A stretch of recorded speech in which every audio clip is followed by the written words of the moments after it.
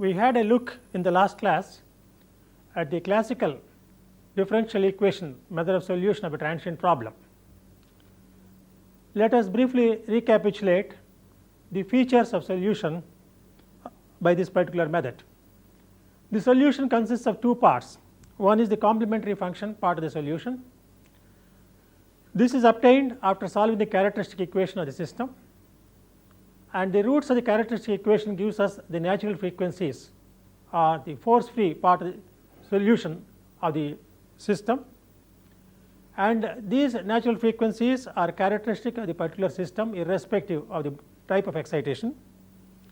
And the complementary part of the solution is also referred to as the free response of the system. This consists of various natural frequencies with coefficients whose values are a priori not known to start with.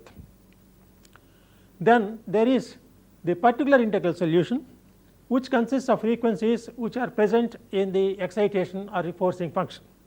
This is also referred to as a forced response of the system.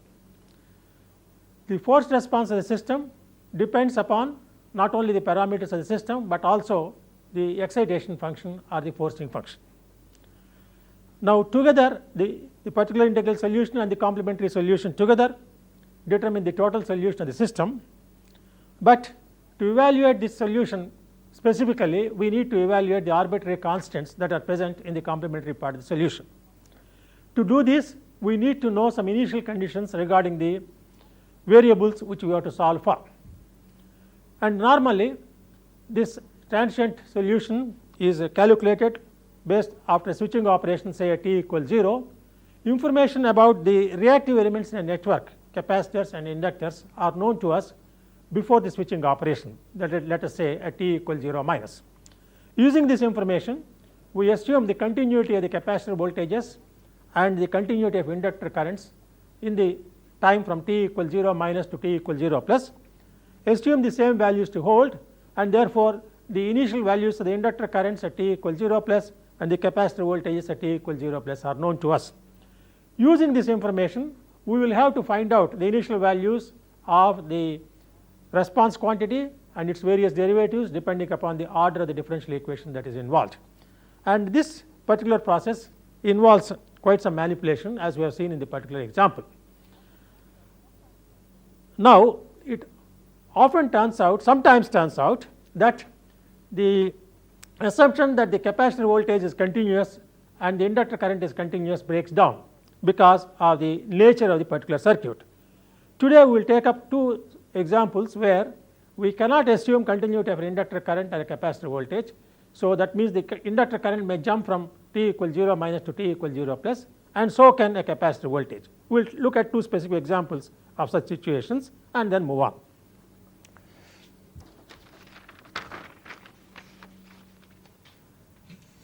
So, we will talk about special cases of discontinuous inductor currents.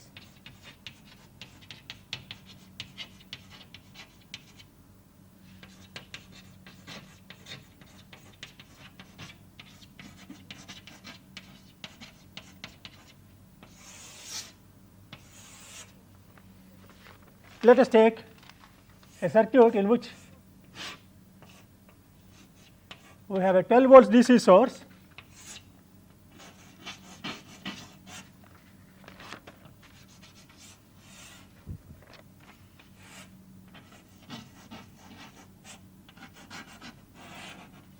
is connected to a series combination of two inductors and two resistors. Let us call this L1, call this L2, 1 Henry and 4 ohms. And let us have a switch which is kept closed for a long time, and the switch is opened at t equals 0. Now, if I call this IL1, the current in this inductor as IL1 and the current in this inductor as IL2, now the switch is opened at t equals 0 after it has been closed for a long time. So, let us see the nature of IL1 and IL2. This is the current in the first inductor, this is the current in the second inductor, IL2. Now, when the switch is closed, 12 volts drives a current to the 4 ohm resistor, therefore, there is 3 ampere current because this is a short circuit, and therefore, at t equals 0 minus this current is 3 amperes. So, whatever may be, it is reaches at 3 amperes here. As far as IL2 is concerned, because this is a shorted, the current passes through the shorted switch avoiding this L2, therefore, it is 0, current is 0 here. Now, when the switch is opened out by Kirchhoff's current law, the same current must pass through them. So, there must be a common current which is certainly can't be equal to 3 amperes and 0 amperes at the same time. If continuity is a continuity of current in this inductor will demand that IL1 continues to be 3 amperes, the continuity of the current in the inductor will demand that IL2 continues to be 0 amperes, but both these conditions can't be met because at t equals 0 plus the same current must pass through both. So, we have the situation that IL1 0 minus is 3 amperes, IL2 0 minus is 0 amperes, and we further require that IL1 0 plus must be equal to IL2 0 plus, whatever that is. It certainly cannot be, if it is equal to 3, then the continuity of current in this is violated. If it is equal to 0 amperes, the continuity of the current in the first inductor is violated. Therefore, we must now find out IL1 0 plus and IL2 0 plus. How do we do that?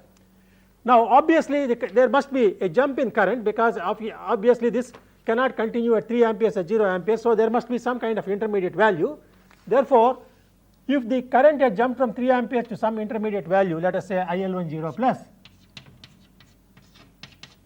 and this current has jumped from 0 to IL2 0 plus, both being equal to each other, and let us call this simply I0 plus. Then there must be the voltage across this inductor VL1 and the voltage across the inductor VL2, let us say VL2 like this. They must have some kind of sudden jumps in current, therefore, there must be an impulses present in this voltage as well as this voltage. So, the impulse in VL1, if from t equals 0 minus to t equals 0 plus, in this range, in this small range, elementary range, in the jump from 0 minus to 0 plus, the voltage across inductance L1 must be described as L1 times current has jumped from 3 amperes to IL1 0 plus. So, IL1 0 plus, which is simply I0 plus, we write I0 plus minus original current was 3 amperes. So, that is the strength of the impulse. So, there must be an impulse voltage which is equal to L1 times I0 plus minus 3 times delta t, because suddenly this current has jumped from this to this. So, it is negative impulse. As a matter of fact, if I0 plus is smaller than 3, this is a negative impulse, and VL2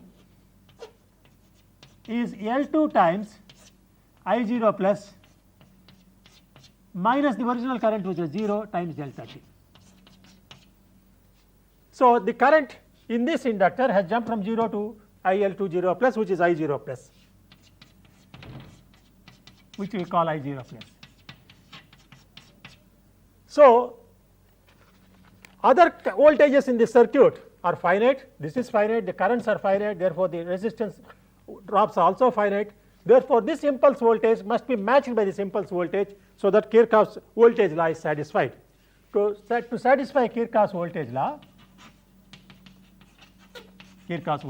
we require therefore that these two impulses must be matched. So, L1 I0 plus minus 3 plus L2 times I0 plus minus 0, this must be equal to 0, because the strength of this impulse plus the strength of this impulse, VL1 plus VL2 must be equal to 0. The two impulses must add up to 0. So, solving this we get that L1 plus L2 times I0 plus equals L1 times 3, L1 equals 2 Henries, therefore, this is 6, therefore, I0 plus equals 6 divided by L1 plus L2, which is 3, that is 2 amperes. Therefore, this current has jumped from 3 amperes to 2 amperes, and this current has jumped from 0 to 2 amperes. Now, this particular equation that we have here is the one that now fixes the new value of the current, and this is usually referred to as constant flux linkage theorem. Constant flux linkage principle.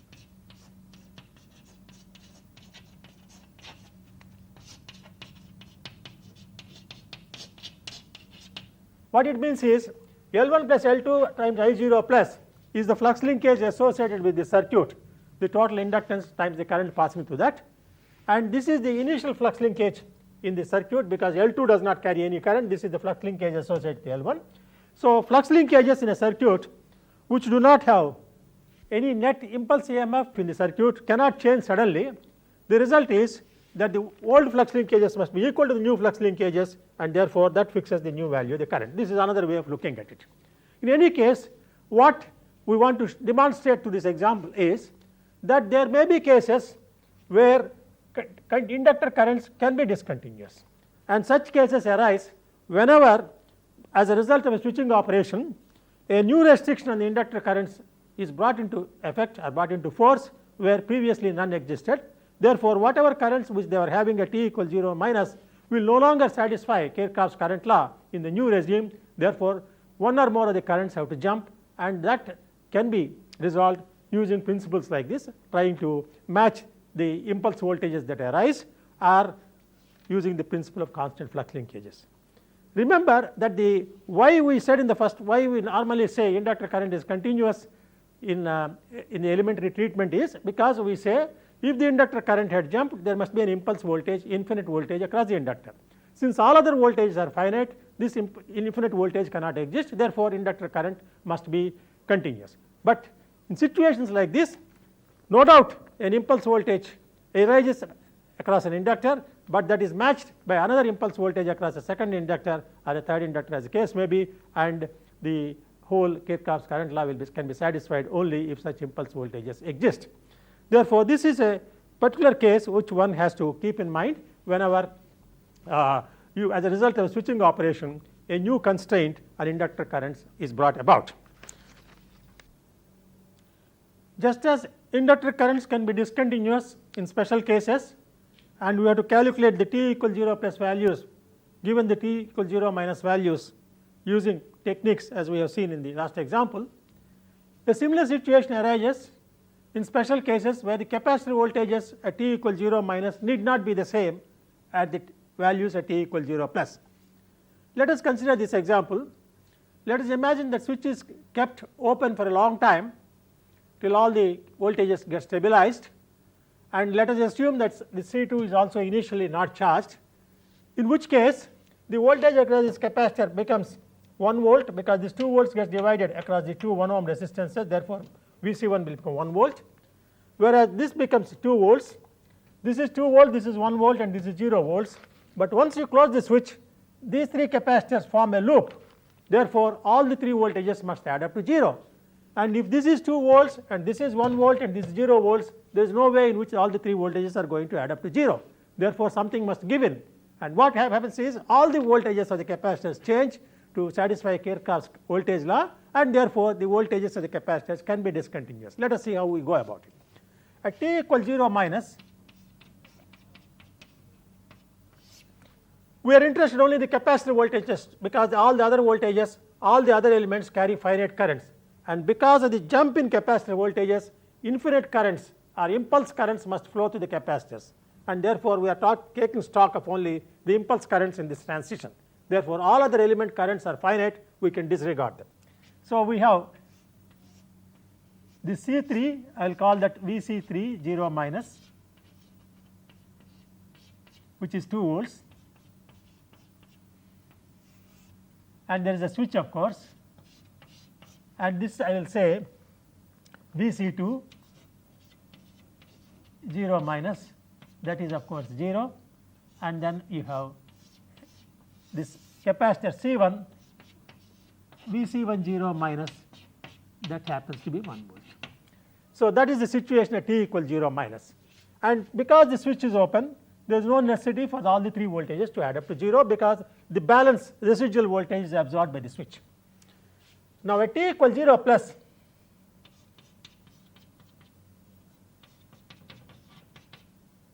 you have again the switch is closed, therefore, these 3 capacitors form a loop. Vc1 0 plus, and let us say this is Vc2, sorry, this is the reference sign we have taken, yes, Vc2 0 plus, and this is Vc3 0 plus. So, we have a new regime at t equals 0 plus, Vc3 0 plus, Vc2 0 plus, and Vc1 0 plus. Kirchhoff's voltage law tells us Vc3 0 plus equals Vc1 0 plus plus Vc2 0 plus. Right. So, but what is Vc3 0 minus 2 volts? Vc3 0 plus maybe not be 2 volts. So, there must be some initial instantaneous change of capacitor voltage. That means, in the process between t equals 0 minus to 0 plus, a charge q must flow through these 3 capacitors. This q is the charge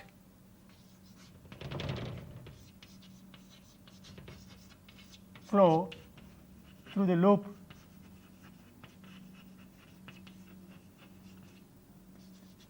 in the interval t equals 0 minus to t equals 0 plus. So, there must be a sudden increase or decrease in charge in the capacitors, that means impulse current must flow, dq by dt will turn out by impulse, that the current is impulse, but the area under the impulse is finite, therefore, instantaneously an additional charge must flow. And what is the value of this charge? Vc3 0 plus equals Vc3 0 minus, this is Vc3 0 minus, and there is a charge q is coming out, therefore, the resulting voltage drop is q by C3, Vc3 0 minus minus q by C3, because there is some charge. When q comes out, some of it is getting discharged, and the amount of discharge represents a voltage drop of q minus C3. So, Vc3 0 plus is Vc3 0 minus divided by minus q by C3, and Vc1 0 plus is equal to Vc1 0 minus plus q divided by C1. Some additional charge is put on this capacitor, and similarly Vc2 0 minus plus q upon C. And this q is a common charge which flows to this loop. That means, there is an impulse current which integrated over the interval from 0 minus to 0 plus represents a non-zero amount of charge. And in this equation, we know Vc3 0 minus, Vc1 0 minus, and Vc2 0 minus. You can calculate q using the numerical values, and that turns out to be, if you solve this, you will have, let me write this down here, q times 1 over C1 plus 1 over C2 plus 1 over C3. Solving this equation, you will get this as 1. That is the unbalanced voltages that you get here, and from this you get q equals 6 by 11 coulombs, and therefore you have Vc3 0 plus, you can calculate using this, it becomes 20 upon 11 volts, and Vc2 0 plus equals 3 upon 11 volts, and Vc1 0 plus will be 17 upon 11 volts. So, the capacitor voltage is indeed has jumped, and this represents an impulse current of 6 upon 11 delta T. This is the description of the current in the interval t equals 0 minus to t equals 0 plus. All the components of the currents which are finite we have ignored. So, this example illustrates a situation where the capacitor voltages have to change, and therefore, when you want to solve for the transient analysis of this problem, if you know the capacitor voltage at t equals 0 minus, and for the solution of the differential equations you need to know the initial conditions at t equals 0 plus, you have to calculate these values. This points out, of course, one of the difficulties in the classical method of solution of differential equations. From t equals 0 minus, you have to calculate the t equals 0 plus conditions, not only for various response quantities, but even for reactive elements. Sometimes we may have to calculate these values using principles of that like this. What we have really assumed here is that as far as the capacitors are concerned, the charge is conserved. Whatever is discharged here, it goes to charge these two. Therefore, this is just like the principle of conservation of flux linkages as applicable to inductors is what we discussed earlier. This is the principle of conservation of charge across the capacitors. So, we will leave this discussion at this stage. I mean, all my intention is to point out that in the calculation of initial conditions, you have problems in the classical differential equation approach, not only to calculate the initial conditions and the various initial values, the various derivatives of the response quantities, but even for reactive elements themselves, it may or may not be continuous depending upon the special situation that we have on hand.